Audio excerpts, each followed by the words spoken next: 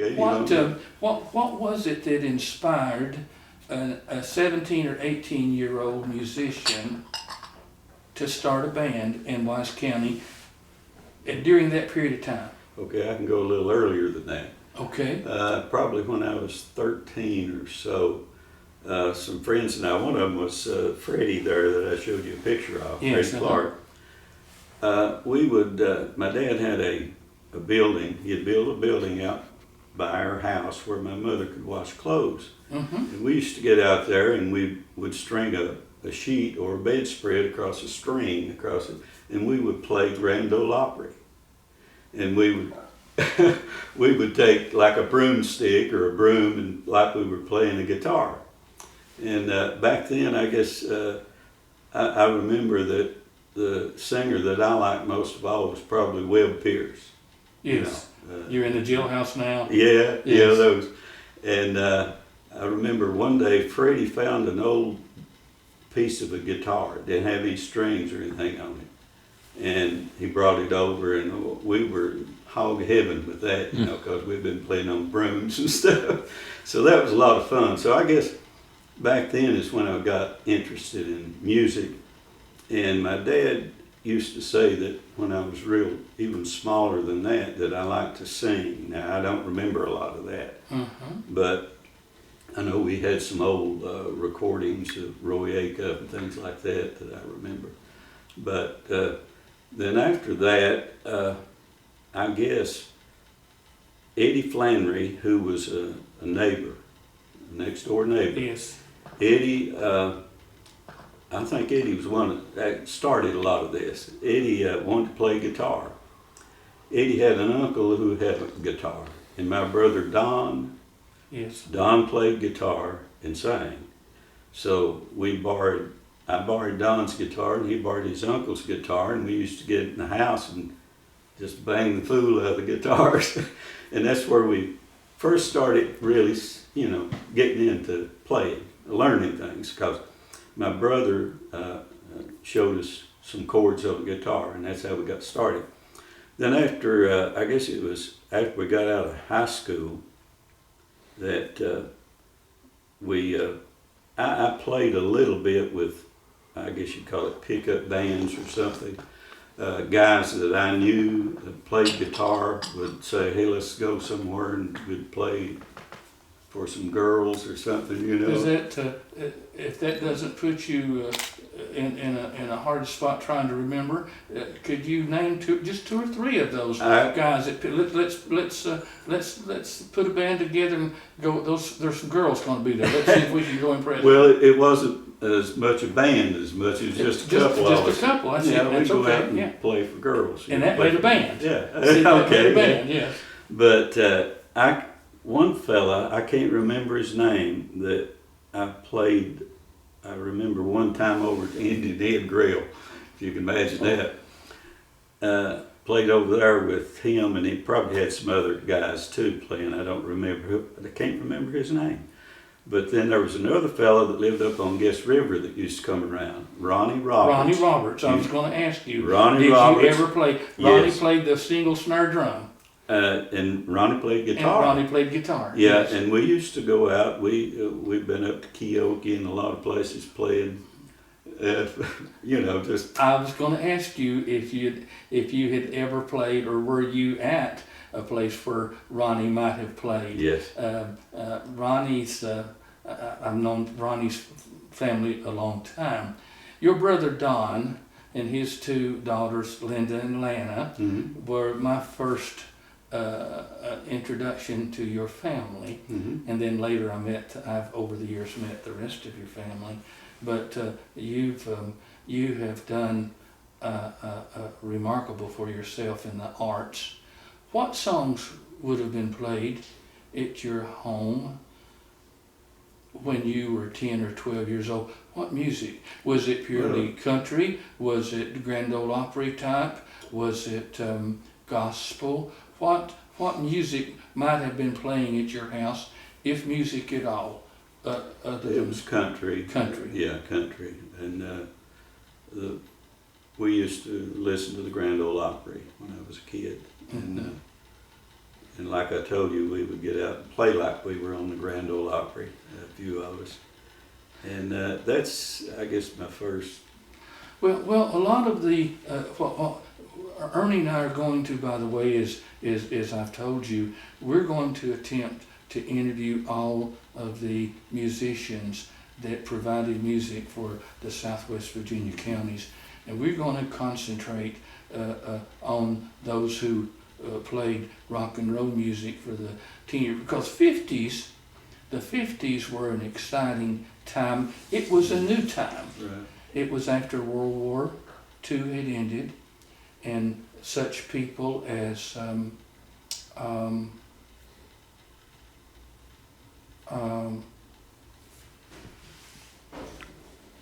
that started the Central Drive-In Theater, came back from World War II, had seen a drive-in theater as they were coming back on their way back home. I'm going to build one of those in Wise. Mm-hmm. But by the time he got Jeff Kaiser got to Wise, there was already 2 drive-in theaters in Wise. Yeah. But making my point, it was a new time. Mm-hmm. It was a new beginning. Right. Coming through Florida, they saw the Steak and Shake, and came home and built the Steak and Shake. Right.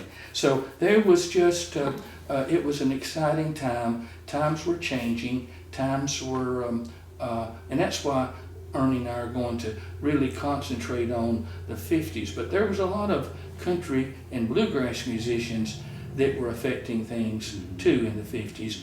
But what were some of the other,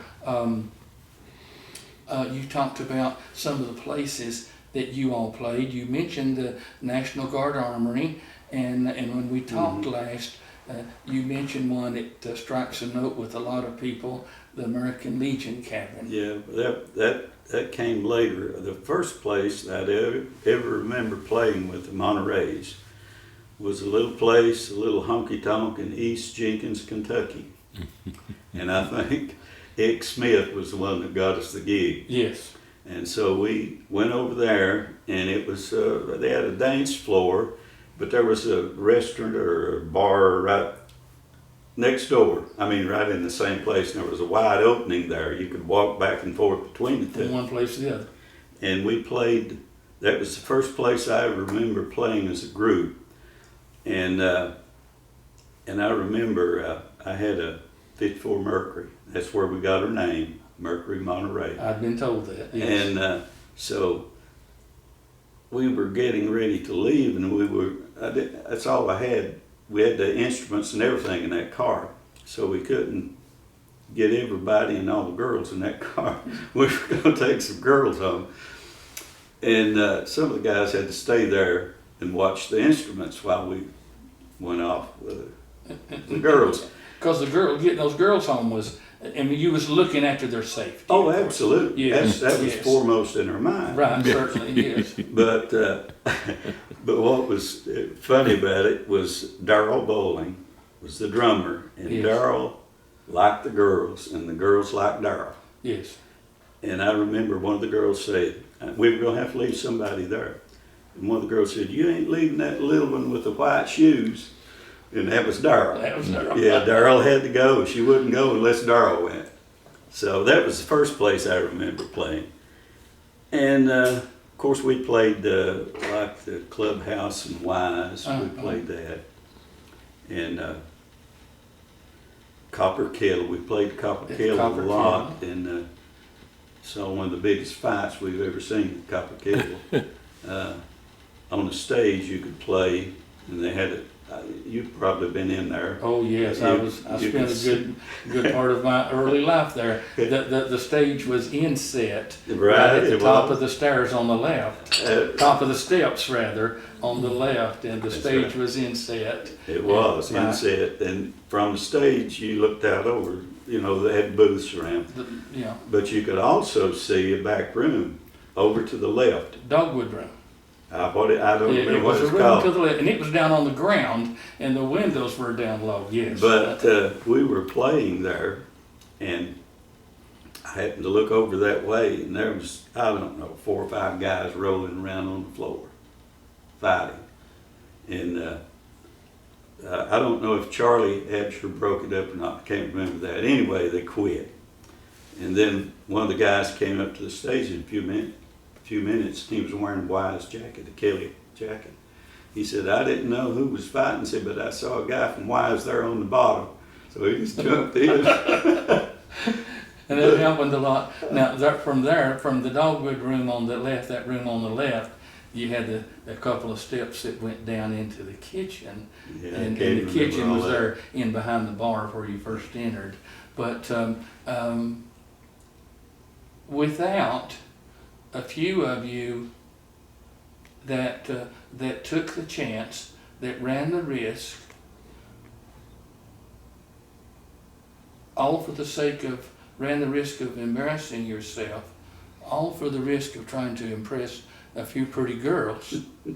But without you all having done that, there wouldn't have been the 50s as we knew the 50s, from Jenkins to Pound, to Big Stone Gap, Norton Wise.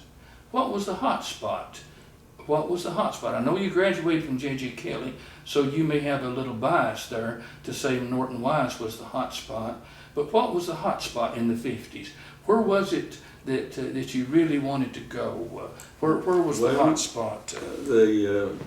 I guess being around Wise, Norton, that's where we stayed most of the time. Yes. But in Norton, there was the Steak and Shake, Yeah. which spent a lot of time there. And I remember my youngest granddaughter, she liked this show, Happy Days. You know? Yes. And I was telling her about the Steak and Shake. She thought the Happy Days was, she said, oh, I'd have loved to live back then, But to me, that was a lot like Happy Days back then, where we were around the Steak and Shake and places like that. There was another place in town where the girls would go sometimes called Paul's Pastry Shop. Oh, Paul's Pastry Shop, right on Main Street. Yeah, we would go there. But Name another drive-in. well, It was popular. And Lonesome Pine. Lonesome Pine. Pine Drive. There's one in Wise.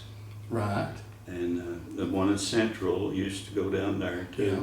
We were talking about, people like Jeff and Agnes Kaiser.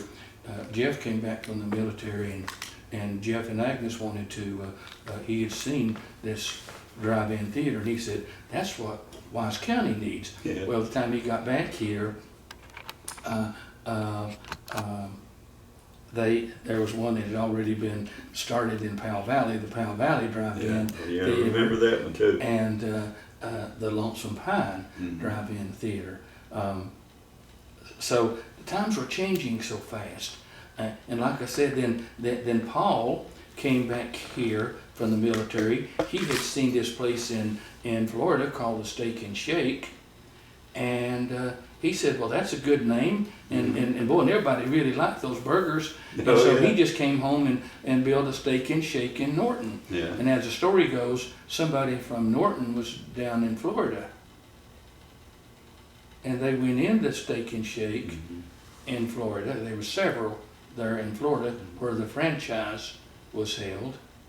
And they said, these burgers are good, but they're not nearly as good as the Steak and Shake in Norton. And the manager said, Steak and Shake word? Yeah, I heard something about that too. And so, as it turns out, Paul Fletcher had to change the name from the Steak and Shake to the Burger Barn, but boy, it had its heyday. Yeah, it did. It had its heyday. What about the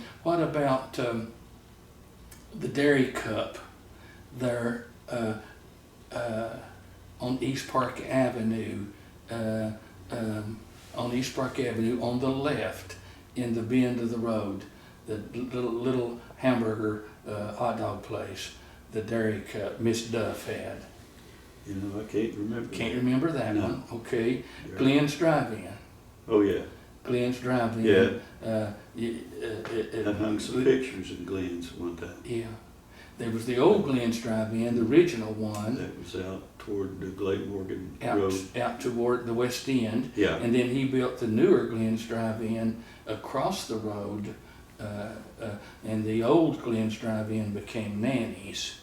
Uh, um, did you ever play in the theaters, the movie? It was very popular for a band to get together and say they were going to perform at one of the theaters and up on the stage at the theater, and people would just come in and fill the seats.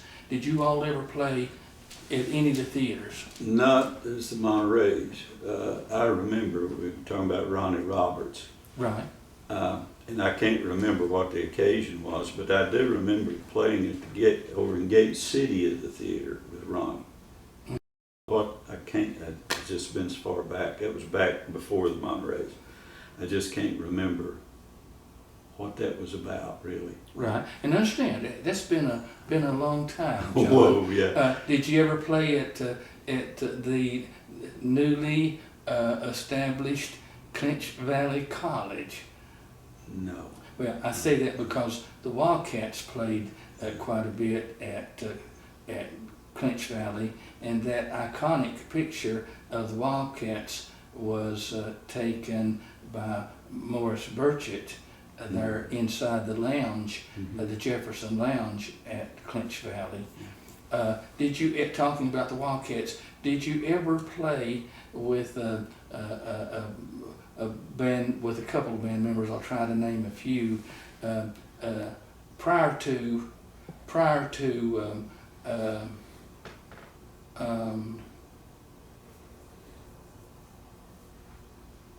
Spanky Gillum were a couple of saxophone players. Any of them come to mind? Any of them come to mind for you? No, the only saxophone players we ever had, like I said, Freddie Clark played for a while with us, and then the only other saxophone player we had was Spanky here. And the original ones I told you were Ed Smith, Eddie Flannery played bass, and Darrell Bowling played drums. I was rhythm and sang. Later on, when we started with Frank Caruso, Yeah. and that was, let's see what, that was 58, I think. Now, we tell had us a some little more. bit about Frank. Didn't mean to interrupt you. Did Frank play drums or lead guitar? No, Frank Caruso. I knew that. Frank was your manager. Yeah. Talk to us a little bit Okay. about Frank and Faye managing you, Yeah, please. well, that started by, I used to take my guitar out sometimes in a car at night and go down to Norton and around, and we'd pick a little. And Well, as Bill Gatton said over at the Chevrolet dealership in Bristol, why in the world would you not? You were known as a rock and roller. You Yeah. had a guitar. You had a car. Yeah, and why in the world would you not? I found out early that you didn't have to be a real athlete to attract the girls if you had a guitar. But one night we were, me and I can't remember if it was Eddie or Freddie or one of us was downtown there and sitting on Main Street down to Lower End, and I started playing the guitars in the back seat, started playing.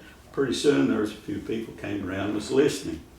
And then in just a little while, Frank Caruso came over. Now this was close to the Breezy. It was right next to the Breezy. Right. And Faye and he had the Breezy at the time. They had the Breezy. And, Across from the swimming pool. Yeah.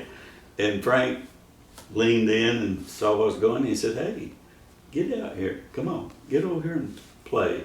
He wanted me to get out and play at his restaurant. So I got out and went over, and he had a deck, I guess it was, built out beside of it. And I got out there and I started doing Elvis Presley stuff, and pretty soon there was a crowd. I mean, there was a big crowd gathered around, and I saw the police came by a couple of times and stopped to see what was going on. This would have been about what year, John? That's 58. 58, yeah. And Frank, he wanted me to come back and do it again, and I said, "Well, actually, I've got a band." And he said, "Well, bring them." So that's how we got hooked up with Frank, and he got us places to play. He got us on the radio some, and And then we played, seemed like I remember playing down at Big Stone Gap. Well, there was a drive-in down there, Big Boy or something, was there down there? Country Boy. Country Boy, that's what it was. Country Boy. I think we played down there once for something. Well, my goodness, that you certainly, yeah, you played at the Country Boy. I think so. Yeah. Yeah, it's been, these are all foggy things in my mind. Right. But I do remember being there, and we played, like we said before, they're up on, going up toward the knob at the cabin. American Legion. Mm-hmm. And that's, Frank got that for us, and we were playing up there. And I remember one night we were up there, tell you another story about Darrell. We were up there playing, and it's a big crowd, you know, and I looked around, and Darrell was sitting there with his drums, you know, he was beating the bass with one foot, had a girl on one knee. And I said, uh-oh, we're in trouble. And I looked out over the audience, and I saw this guy. You said, who does that girl belong to? First question you ask yourself. And there was some guy out there doing this, you know. And I said, uh-oh, he's looking for that girl. And at that time, Frank came up to me. Frank said, tell Darrell to get that girl off the stage. And I had to tell Darrell, and Darrell was like, you know, what's wrong, you know? Darrell was Darrell. Yeah. Darrell was Darrell. Yeah, I never will forget that. But we played there, and we played places around like that with Frank. And after, I believe, let's see, it was 1959, I believe. Yeah, it's 1959. After we had played with Frank a while. And we also picked up a couple of guys, or picked up one guy, Earl Gilmore. Earl Gilmore was from somewhere over around Coburn or Dane, I can't remember exactly. But Earl played piano. I've got his contract here, by the way. That would be nice to see some of those contracts. I've got that. I'll show it to you. Remember that name. Don't remember ever having met him, but remember that name. Yeah. Earl Gilmore, yeah. It's on. I've got his contract. In fact, I got all the contracts for some reason. But Frank and Faye said, you know, we've been playing a while. We need a contract, you know. And so they had the contracts drawn up. And of course, several of us weren't quite old enough to sign, you know. But anyway, we, Frank and Faye, you can read the contract. Okay. But we said, no, we can't sign this. So Frank said, well, you know, guys, we can't manage you anymore. So that's when we parted. I think it was 1959. And I can look and say, yeah, it was 59. I think contracts say July 59. Anyway, right after that, we got a sponsor.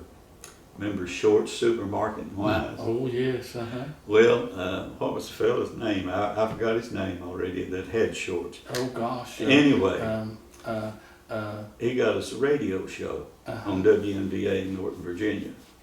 And we played radio every Saturday. And another story about Darrell, maybe. Anyway, the first day. Bernard Fulcher had Short Supermarket. That's who it was. And Short Supermarket actually started just outside of Norton on the old road to Big Stone Gap. His wife's dad had, whose name was Pat Short, had Short's grocery store, and Bernard Fulcher took it from Pat Short's grocery store and made it Short's Supermarket, because the name Supermarket was coming into play more than grocery stores then. And he had a good stay there. But yes, but now so Bernard Fulcher helped you. Yes, he did. And we of course for the radio show and all, sometimes we would go out and play at his grocery store. Which he liked, you know, draw people in. Yeah. And then, let's see, I think we did a show on TV for WJHL. They had a studio in Kingsport, and we drove over to that and did a show there. And that was when we were with Bernard, I believe. Did you ever play on WJHL? It was very popular then when WJHL was sponsoring the Telerama. You know, they would come in and bring and invite bands to come, and they'd play all night, and they'd schedule them, and people would listen to the music and would make a donation to March of Dimes. Right. Jerry Lewis, but they had the little smaller places like in Johnson City and other places, the television stations. Rock and roll music. Did you ever? How many times did you cross paths with the Wildcats? You know, we may have. I can't ever remember doing that. Mm-hmm. We knew of bands, you know, other bands, but I don't. Who were some of the other bands besides the Wildcats? And that's pressing your mind. I yeah, know. We're talking about 60 plus years. It's over 60. Over yeah. 60, 65 years, so sorry. There was two fellas who recorded, was over in Pound. I can't remember their names, two guys. Made a record. Who made a record, yeah. And that was I can't remember. A spin-off from the Wildcats. That when the Wildcats broke up, Freddie was going to law school. Fred Adkins was going to UT to law school. Ron Swindle was going to ETSU to get his degree to teach school. And the band was sort of in disarray, but they stayed together. Mm-hmm. And Freddie would play whenever he came home. But there was a split off from the Wildcats, and there was an argument. Mm-hmm. Was that group that was leaving? They wanted to call themselves the Wildcats. And the Wildcat said, the remaining one said, no. If you want to leave, call yourself anything you wish, but we're going to keep the name Wildcats. Yeah. So the name Wildcats was retained, as I've been told, by Fred Adkins and Ron Swindle and the group. And so when the group that split off, they couldn't be dubbed that bad. They called themselves the Originals. The Originals. The Originals. Okay. Because they said they were the original Wildcats. Mm-hmm. And so they recorded two records. Mm-hmm. The one that I liked best, there was just 245s. The one that I liked best was If You're Gonna Leave. Mm-hmm. And another one, the other side of that record. But we didn't have a lot of the bands, some great bands. The Cardigans that also played later at the Copper Kettle. The Night Beats that played all around and opened up. This was after you had gone to work and maybe left music. The Night Beats had opened up 722 Rue Morgue Avenue there in the basement of the Apple House in Wise. Clubhouse was still going. Everybody was wanting bands to play. Mm-hmm. But all of that got started, to the best of my research and from what I can learn, from Johnny Profitt and the Montereys and the Wildcats, a future band director at J.J. Kelly High School. After you graduated in '58, Lucian Pretty, a beloved band director at J.J. Kelly High School. Lucian was playing music about the same time as you all. He was playing over in Dickinson County at the Pink Room in Hayside. Mm-hmm.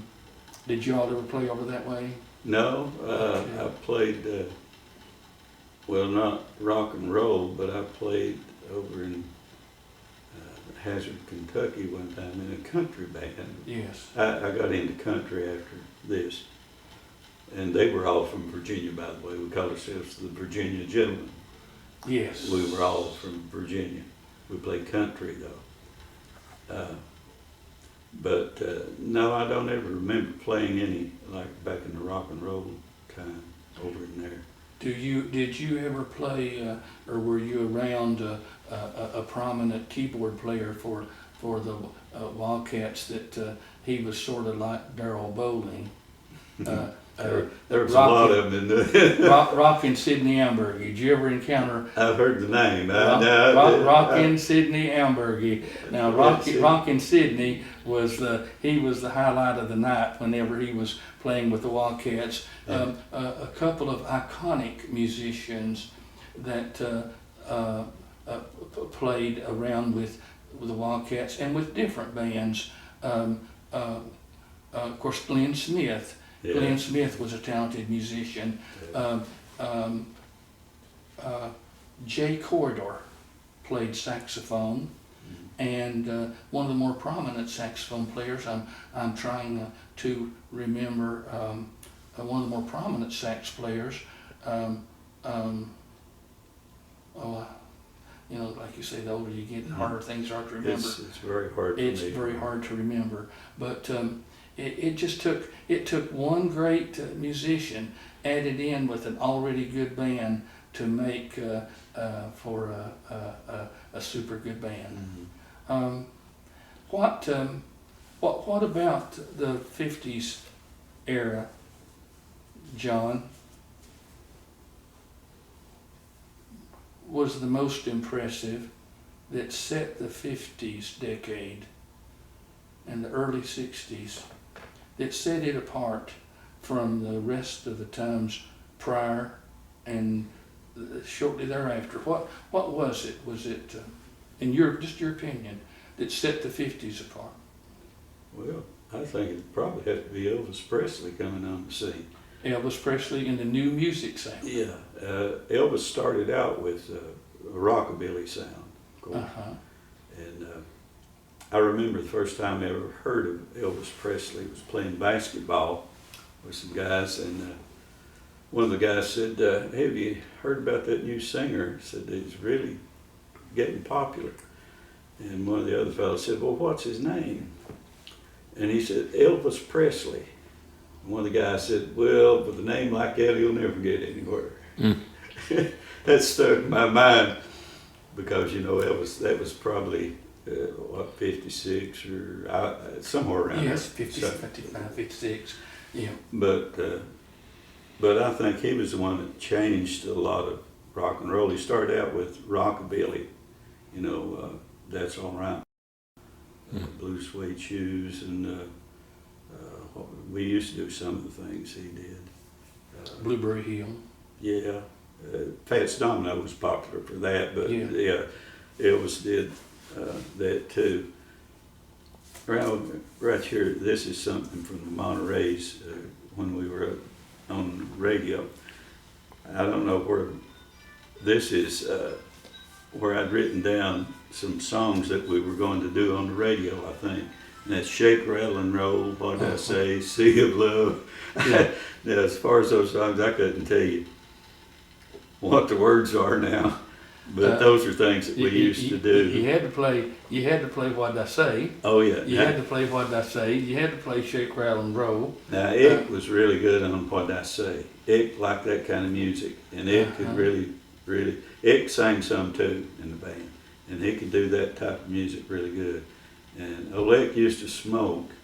He'd smoke a cigarette, and I almost saw this one time here not too long ago. Somebody did it, but when he'd smoke, he'd take a cigarette and stick it in the strings up here at the head of the guitar. Yeah. And I saw somebody on TV do that here just, it hadn't been a couple of weeks ago, and it reminded me, Ick used to do that always when we played. He'd smoke, but when he played, he'd stick that cigarette up there.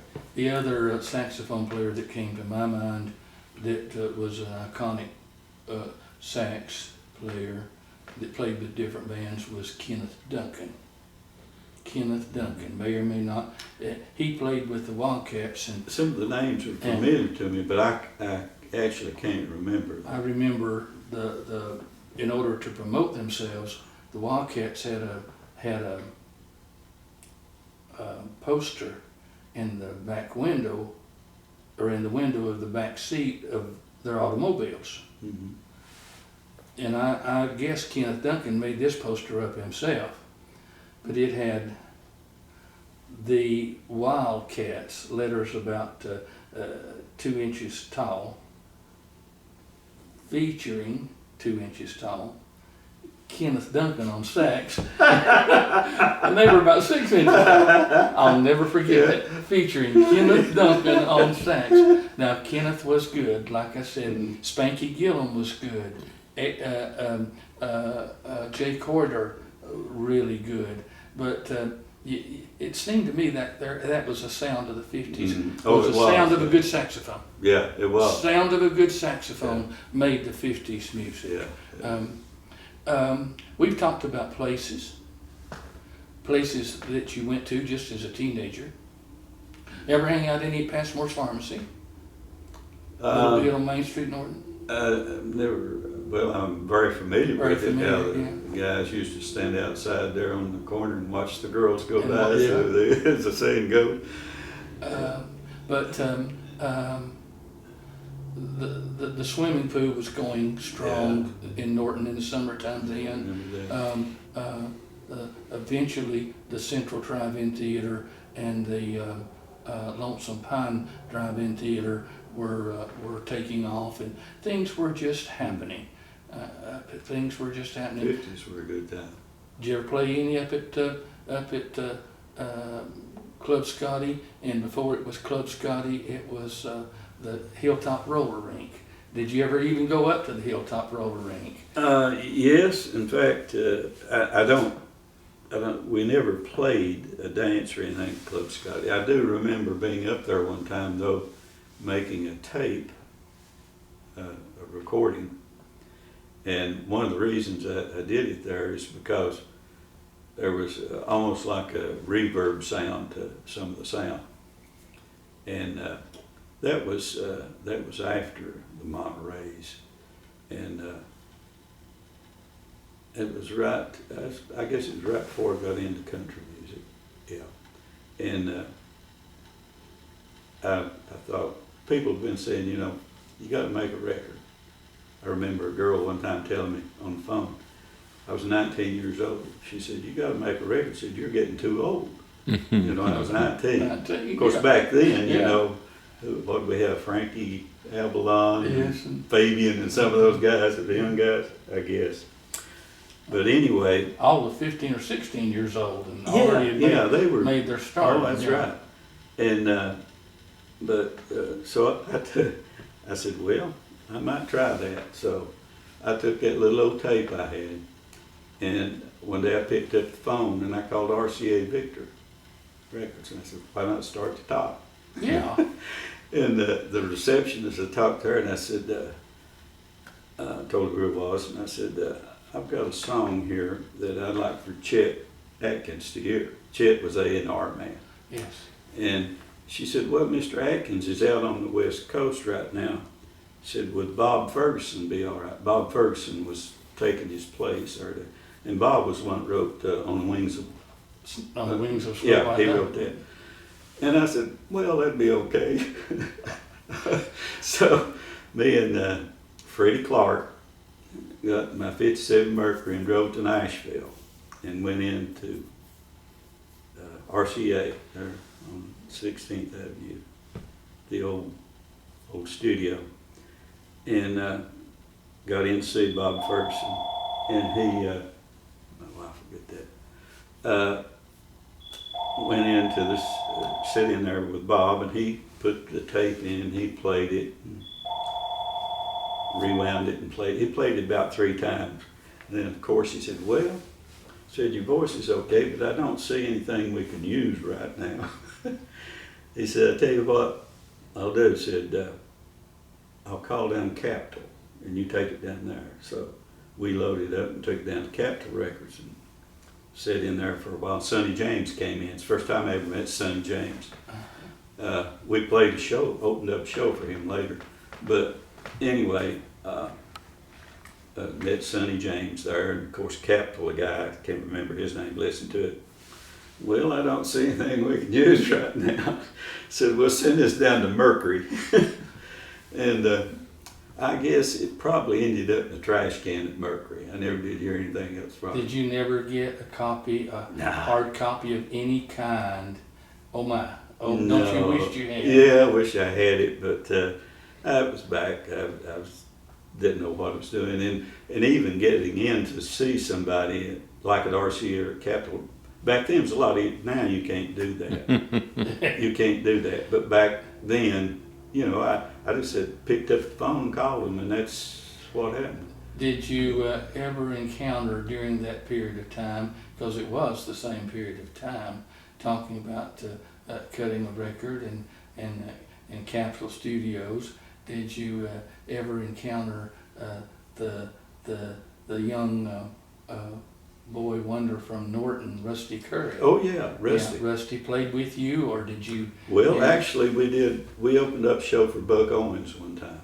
Mm-hmm. And Rusty was on there, and I think Rusty might have did some MC. Yeah. Rusty had a record, and we opened up the show for Buck Owens, and I remember Rusty from that. And Rusty was a DJ for a while, I think. Yes, he was a prominent DJ in Knoxville, and then later on, just before he retired, Mm-hmm. he was a prominent DJ there in the Abington area, Mm-hmm. WABM in Abington. Continued to play music and DJ. He was doing a whole lot of Yeah. party DJing at that time. Well, Is he still? he lives in Bristol, in the Bluff City area, just off of crossing the racetrack, not far from the racetrack. Okay, the racetrack's almost within sight of where we live. Yeah. It's So, not very far at all. What we ought to do is come over one day and we'll make the arrangements ahead of time. We'll go talk with Rusty and you at the same time. Anything Have lunch else, together. Ernie? Anything else? Any questions you have? We're okay. Yeah. We're okay. No, I told you after that I got into country music with the Virginia Gentlemen. Yeah. We played country music from 19 and what was it, 65, right around 65, up till 76. Who were some of the prominent players? Eddie was one of the. Clark. No, Eddie No, Flannery. Eddie who Flannery, played uh-huh. bass in the Montereys, played bass in the Yes. Virginia Gentlemen. And there was 4 of us, and we started playing country music, and we did a lot of TV with Eddie Skelton.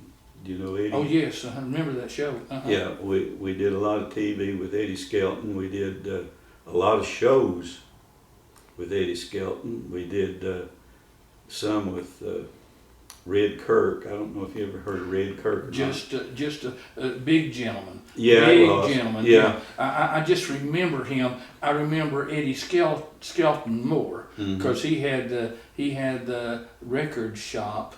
He had the record shop there that was sponsoring him. I guess it was Skelton's record shop. Yeah, it's down downtown. Downtown. Right? Do you have any recordings that Skelton would have retained? No, but I saw Eddie here not long ago. He went over to, I believe it was Sweden. He was very popular over there, I found out. And they were playing his records, and someone called him up and told him they wanted him to come over. They were doing a show. And he thought it was a joke to start with. This was in the Kingsport paper. In fact, I got a copy of it somewhere here. But anyway, I talked to Eddie about 2 days before he left. I happened to run into him over in town there.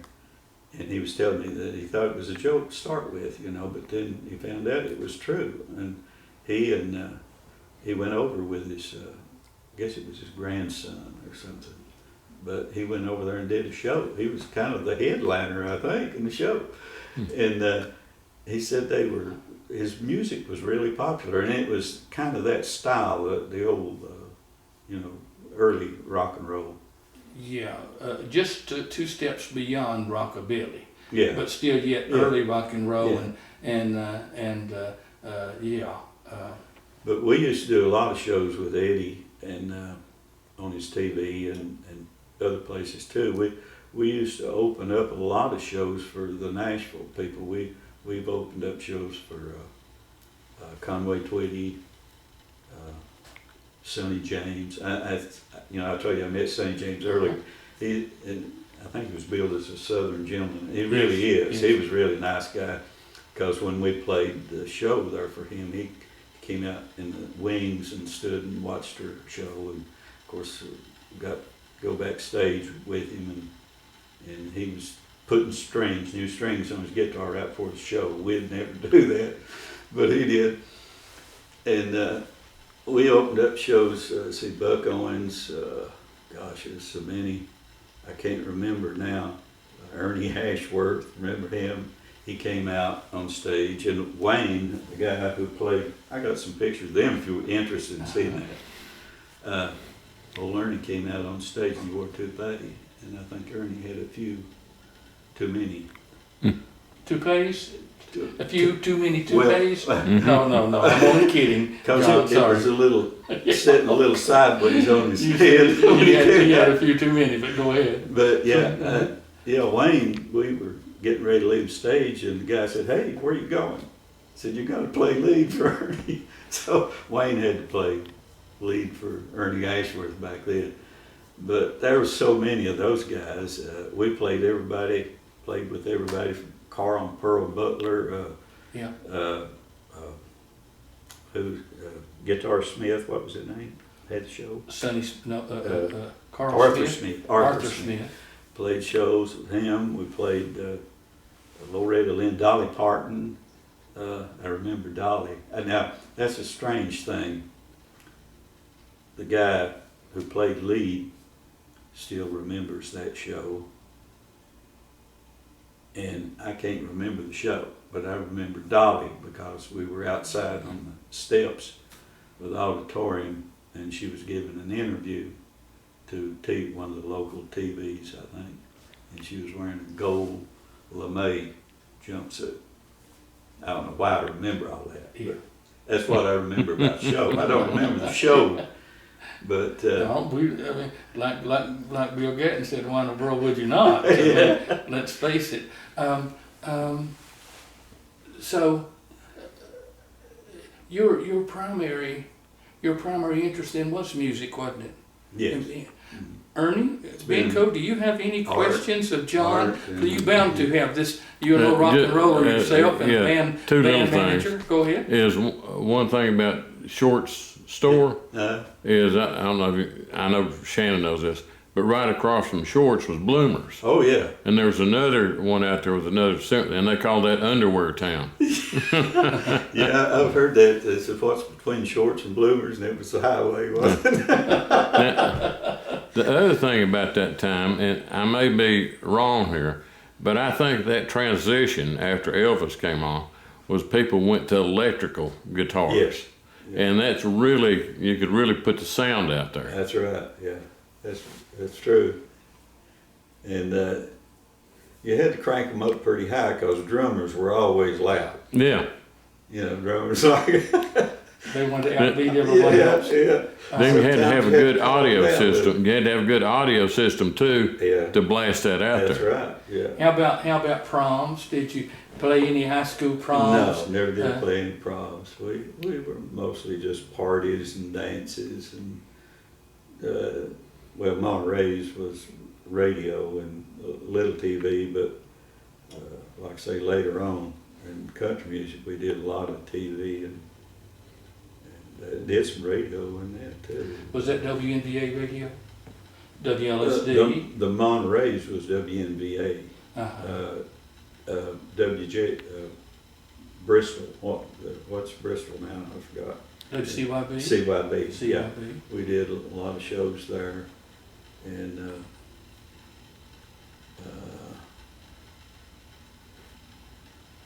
I can't remember any of the rest of Do you it. ever think or yearn to go back and see if there was any way that any of those, the tapes of those shows were kept or retained No. by, Yeah, a lot of that was, now I know at Bristol, when they did that, like on the Skelton show, they taped, but it was like doing a live show because they wouldn't stop the tape or rewind it.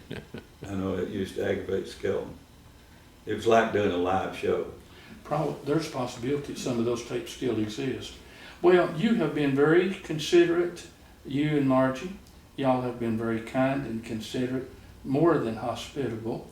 We've taken up a good part of your day. Man, have we ever enjoyed it, right, Ernie? Well, it's, I'm glad that you all are doing this. I would have never thought of it back in the 50s that something like this would happen. Well, see, Ernie's job through ARC TV, and my job as a good old boy citizen of Vice County, is best we can to record history. Mhm. You didn't realize it when you were chasing those girls, and when you were strumming on that guitar That's right. in the back seat of that, We were that just having fun. Mercury, but you were making history. Yeah, didn't. You were making history. Didn't You think and anything Ron like it. Swindle and Fred Adkins and those guys were Donnie Bowling, Donnie Mullins. They were making history.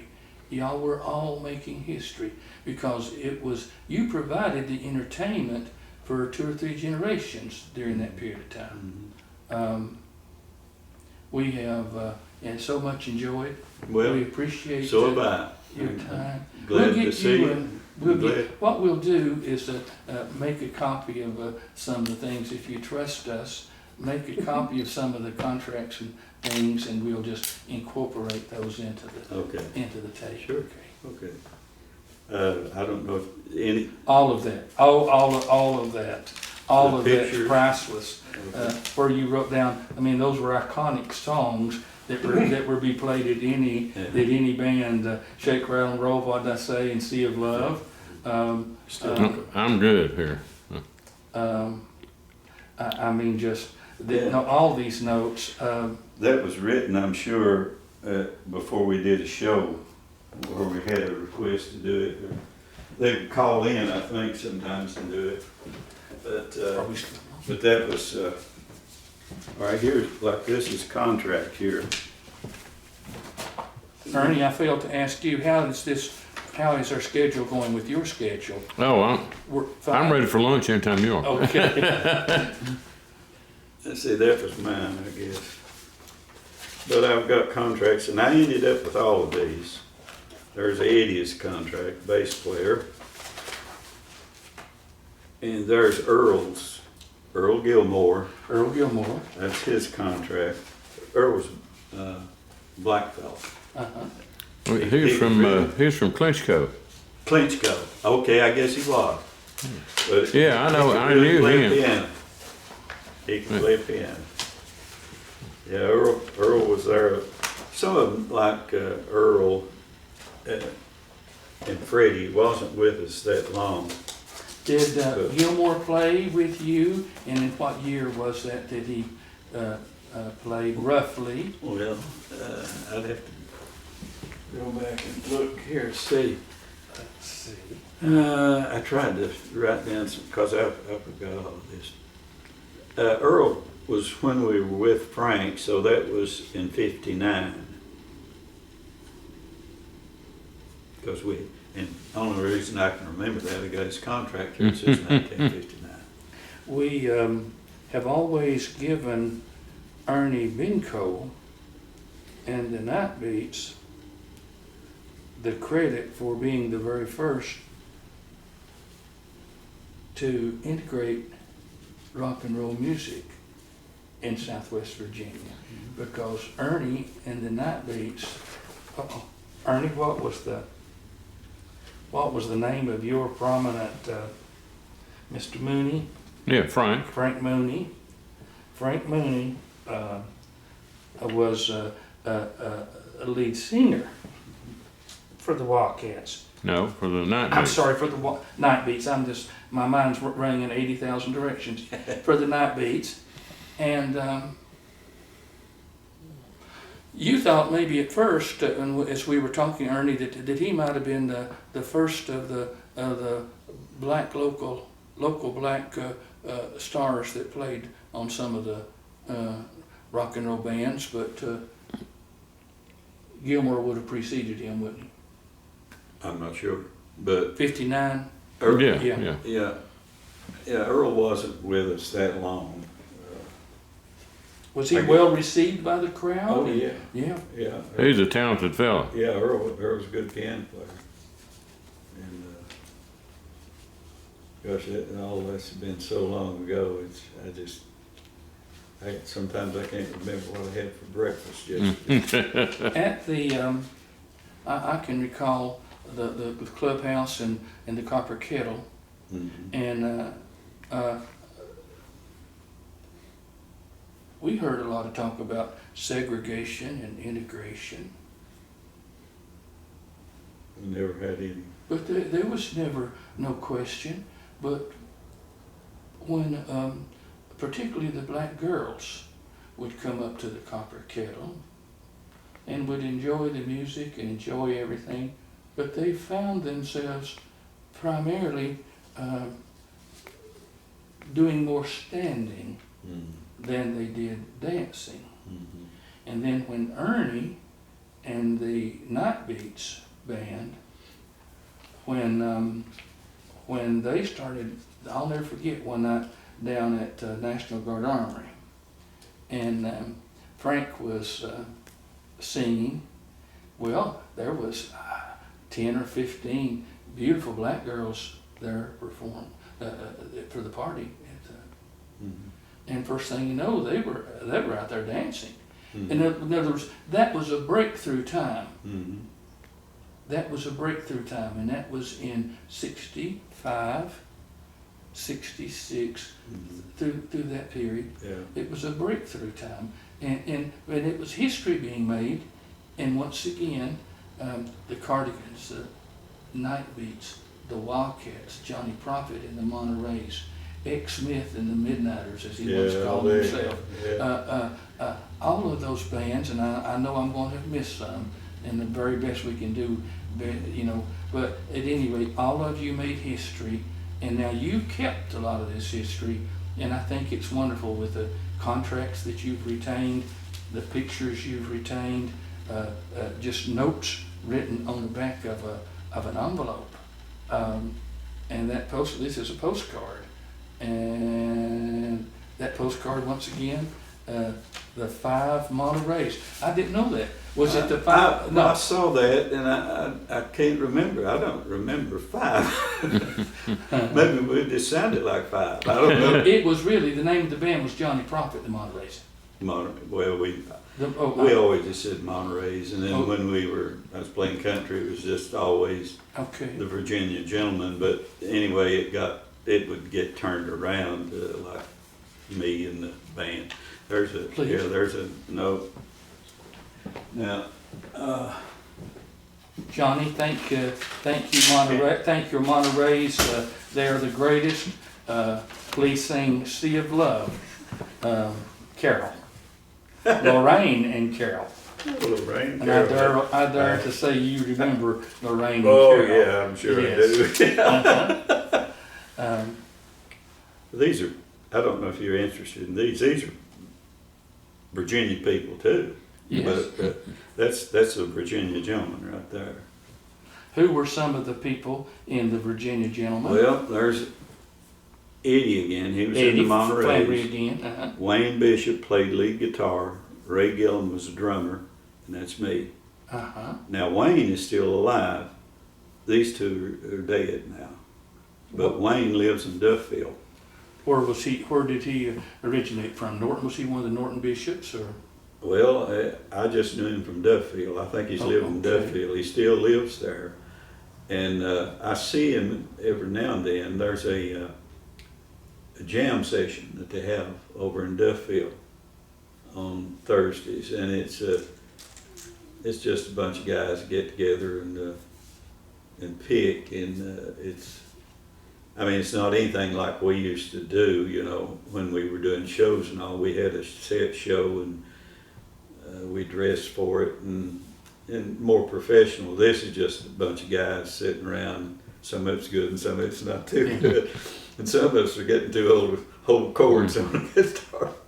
But these are just pictures of things we did. Yeah, some of those are shows we did. Yes. I can't remember whose shows these were. This is 1966, and that was might have been Dale Reeves. That show seemed like it was.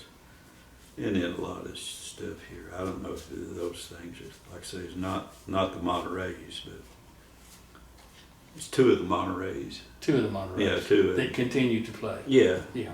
And that was, we had quit in what, 60, somewhere in the 60s, 62 or 3, I can't remember. Did you cross paths with Bill Jones and Oh, Nancy yeah. Jones and Absolutely. and all of during that country period of your life? That's how I got into country music.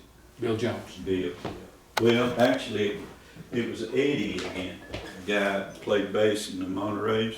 Uh-huh. Eddie knew Bill, and he'd actually played some, I think, in Bill's band. And he came to me and he told me about it. He said, "Won't you come over and play?" Bill was playing at National Guard Army. And so I did. And there's some pictures of me and Bill, Nancy, and Debbie at the National Guard Army. That's what, 1965. Yeah, I can see Bill 5 miles away, and Nancy. Yeah. And you heads up lead singer. Nancy in the front and Debbie in the back. Yeah. And it's going to bring back these National Guard Army pictures. Going to bring back a lot of memories for you, Ernie. Yeah, I'll tell you a story about that in a minute. Can you make copies of that? Yeah, we can make copies If you of would it. trust, we could go to Walmart or one of the and make. We can go to my quality. office and make Or copies. yeah, he's got the quality material and equipment in his office. They wouldn't leave our hands if you would trust. It's the only thing I've got. I That's sure all you want have. back. Oh, absolute. No. I wouldn't think about it if we didn't do it quickly and get them back to you. Yeah. Particularly if a pamphlet's made and we could actually show. But now Bill Jones there, Bill is probably all of 27 or 28 years old, maybe. Probably. And, Bill's older than I am, but yeah, that's what I was thinking. He was. what was it, 65? I was 25 then. And Bill, I said He's a Bill little was. older than I me. said Bill was 27 or 28, Yes, and so I was probably, yeah. probably pretty much Yeah. on the money. But boy, they gave their life to music. Bill continues to give his life to music by providing the entertainment there at the Country Cabin. Yeah. Ernie has a story Yeah, about. can we make copies of these and give to the what Bill's running now down there? The Country Cabin. Yeah, was that okay with you? Yeah, And I just, like I said, Yeah, everything back. And we would make some enlarge a few, and but see, the musicians need to be the people who started the music and led to the music we have today. Let me see if I can find something else here. I ran into Bill again, not this couple of years ago, at this jam session over in Virginia, Duffield. And Bill gave me a photograph, and I don't know if I can find it or not. But now Bill can tell you the story behind this. I can't remember it. But this, I believe, was in the bottom part of J.I. Burton High School in Norton.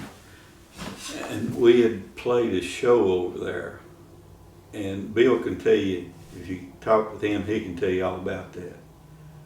But I can't remember all of it. but that's, of course, Bill and Nancy Nancy. and Debbie. And Is that that's his guitar yeah? player. I can't, I was trying to remember his name and I can't now. And that's me. Boy, I tell you, Johnny, this is invaluable.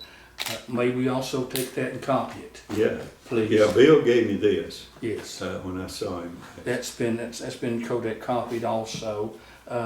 But no, these will be treasured. I mean, Okay, I know if you how. want to put all of those. I know how important all of this is. Let's see now, this is not, that's not Bill's, this is Bill's. I know, that's Bill. Okay. That's the only thing that's Bill's is the little short Yeah. ones, and the others are yours. Right. Now there's Virginia Gentleman, that's not the Montereys, and you got the other thing with Montereys in it.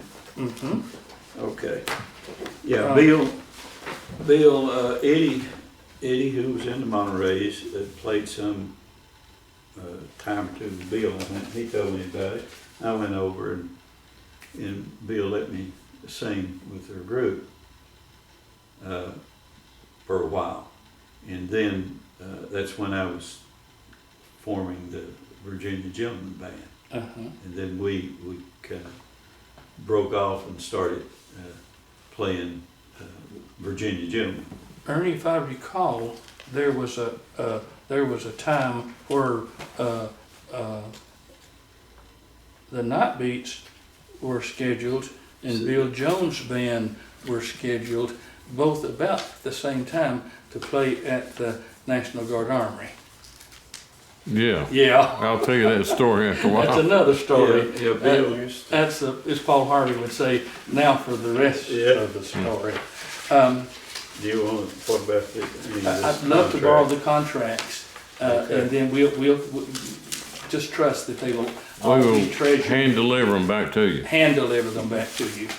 Even have Bill Jones come with us, or Ernie and I might on our own go over and wrestle out Rusty Curry,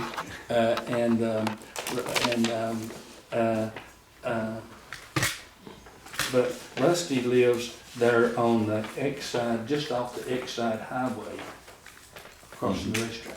Right Yeah, I know where across, that is. right across from the racetrack. Mhm. That's just a few minutes I from know here. where Exide is, Exide Drive. Mhm. I want to make sure I don't bend anything. Yeah, this is rock and roll history. I tell you, there's also a group there on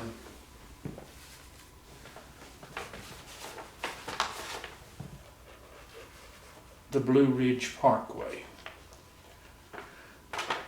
where they have spent a lot of money through the Crooked Road establishment, just to highlight and have pictures of all the musicians that played in this region. After we copy some of these, and your originals are back safely in your hands, we'll share with you if they would be interested. I had a picture of Pee Wee Little,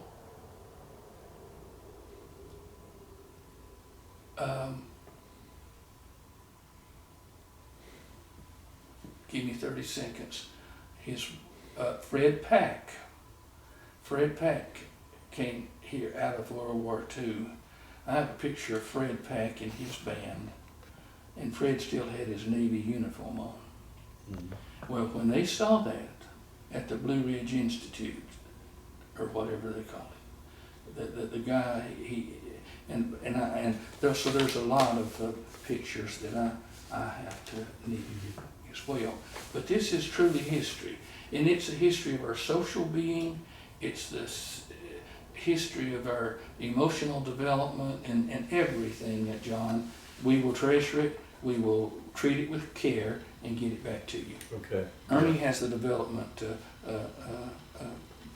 capability there inside of his ARC studio there in Norton, Main Street. Okay. So, Okay, yeah, it's, you're welcome to use them. okay. But anything else that you wish to share with us? There will be another day, because when we think about this and you think about this, we will get you a DVD of this. And I know you don't like, no one likes to hear their own voice or see their own picture. No. I know, Never have. I know, but that may spawn you to think about something else that you wish you had shared. You can edit them together if need be later. Oh, yeah, no problem. Yeah, no problem. He's got a good editor. We're gonna make a nice piece out of this. We need to interview Bill. Of course, we're sorry to say, and very sad that Nancy has gone. Yeah. But we need to interview Bill and some of the musicians that worked with him. We need to interview some of the family members of Doc Boggs and Kate Peters Sturgill.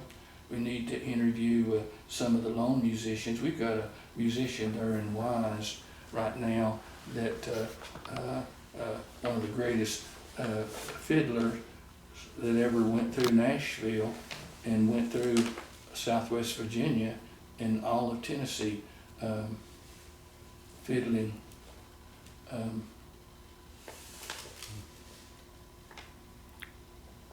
Played with Ralph for years. Yes, and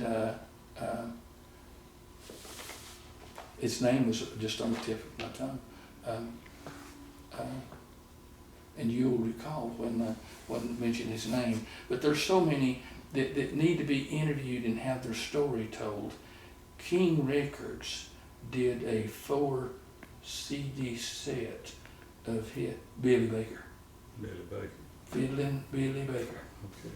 It would be nice. It'd be nice to have a little reunion. Ernie and I could afford. We could talk the Hotel Norton or the Inn at Wise or somebody into letting us have one of the big rooms. We might could afford 2 or 3 bags of potato chips and some sun-kissed orange and Diet Pepsi and have a little get together of some of the musicians, and then just set the camera up and just a little talk, dialogue. But at any rate, this has been wonderful. We want to use the best of the time, make the best of the use of our time, and want to make sure that anything else. All I've got, I think. About all I can remember, too.